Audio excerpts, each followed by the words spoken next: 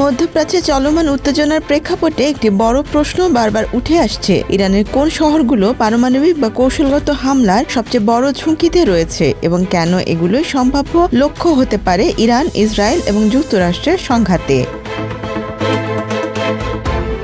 সবচেয়ে বেশি ঝুঁকি শহরগুলোর মধ্যে প্রথমেই আসে বুশেহর। পারস্য উপসাগরের তীরে অবস্থিত এই শহরেই রয়েছে ইরানের একমাত্র কার্যকর পারমাণবিক বিদ্যুৎ কেন্দ্র বুশেহর নিউক্লিয়ার প্লান্ট। এটি শুধু বিদ্যুৎ উৎপাদনের জন্য নয়, প্রতীকীভাবে অত্যন্ত গুরুত্বপূর্ণ। এই স্থাপনায় সরাসরি আঘাত হানলে তেজস্ক্রিয় পদার্থ ছড়িয়ে পড়ার ঝুঁকি রয়েছে, যা শুধু ইরানেই সীমাবদ্ধ থাকবে না, বরং পুরো উপসাগরীয় অঞ্চলের পানি, খাদ্য এবং পরিবেশকে দীর্ঘমেয়াদে দূষিত করতে পারে। বিশেষ করে উপসাগরের পানির উপর নির্ভরশীল দেশগুলো মারাত্মক সংকটে পড়বে। এরপর আসে নাতাঞ্জ, যা ইরানের ইউরেনিয়াম সমৃদ্ধকরণের প্রধান কেন্দ্র হিসেবে পরিচিত। এই শহরটি দীর্ঘদিন ধরে আন্তর্জাতিক নজরদারিতে রয়েছে, কারণ এখানেই উন্নত সেন্ট্রিফিউজ ব্যবহার করে ইউরেনিয়াম সমৃদ্ধ করা হয়। ইন্টারন্যাশনাল অ্যাটমিক এনার্জি এজেন্সি বহুবার এই স্থাপনার গুরুত্ব তুলে ধরেছে। ইসরায়েল ও যুক্তরাষ্ট্রের দৃষ্টিতে এটি ইরানের সম্ভাব্য পারমাণবিক অস্ত্র কর্মসূচির কেন্দ্রবিন্দু, তাই এটি একটি প্রধান লক্ষ্যবস্তু।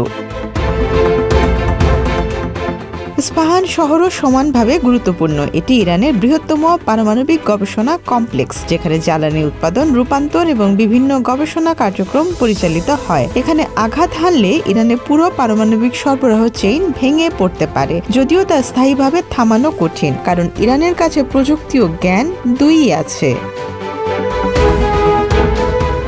ইরানের কোম শহরের ৩০ কিলোমিটার উত্তরে অবস্থিত ফোর্দো ইউরেনিয়াম সমৃদ্ধকরণ কেন্দ্র।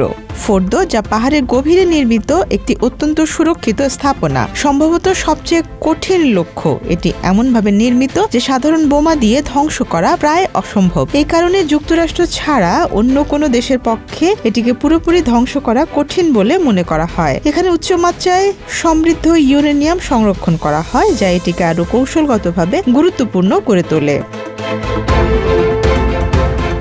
এই শহরগুলো কেন লক্ষ্যবস্তু, তার উত্তর সরল। ইসরায়েল বহুদিন ধরে দাবি করে আসছে যে ইরান পারমাণবিক অস্ত্র তৈরির পথে এগুচ্ছে, যদিও ইরান তা অস্বীকার করে এবং শান্তিপূর্ণ উদ্দেশ্যের কথা বলে। ইসরায়েলের দৃষ্টিতে এই স্থাপনাগুলো ধ্বংস করা মানে ভবিষ্যতের একটি সম্ভাব্য হুমকি আগেভাগেই থামানো। অন্যদিকে যুক্তরাষ্ট্র আঞ্চলিক নিরাপত্তা ও মিত্রদের সুরক্ষার দিকটি বিবেচনায় নেয়।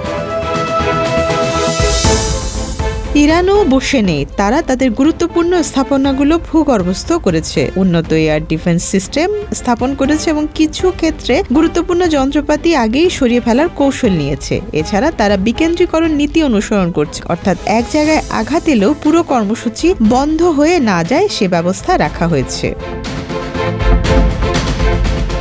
তবে যদি এসব শহরে বড় ধরনের হামলা হয়, তাহলে এর পরিণতি ভয়াবহ হতে পারে। বুশেহরে আঘাত হানলে তেজস্ক্রিয়তা ছড়িয়ে পড়তে পারে সমুদ্রপথে, যা উপসাগরীয় পানি দূষিত করে ফেলবে। এতে মাছ, পানীয় জল, এমনকি লবণাক্ত পানি বিশুদ্ধকরণ প্লান্টগুলো অচল হয়ে যেতে পারে। নাতাঞ্জ বা ইস্পাহানে বড় বিস্ফোরণ ঘটলে ডার্টি বোমা সদৃশ পরিস্থিতি তৈরি হতে পারে, যেখানে তেজস্ক্রিয় ধুলো ছড়িয়ে পড়ে দীর্ঘমেয়াদী স্বাস্থ্য ঝুঁকি তৈরি করবে। এ ধরনের ঘটনা শুধু ইরানেই সীমাবদ্ধ থাকবে না, বিশ্ববাজারে তেলের সরবরাহ ব্যাহত হবে, বৈশ্বিক অর্থনীতি ধাক্কা খাবে এবং মধ্যপ্রাচ্যে বড় ধরনের মানবিক সংকট তৈরি হতে পারে। অতীতে চেরনোবিল বিপর্যয় বা ফুকুশিমা পারমাণবিক দুর্ঘটনা আমাদের দেখিয়েছে একটি পারমাণবিক দুর্ঘটনার প্রভাব কতটা দীর্ঘস্থায়ী হতে পারে।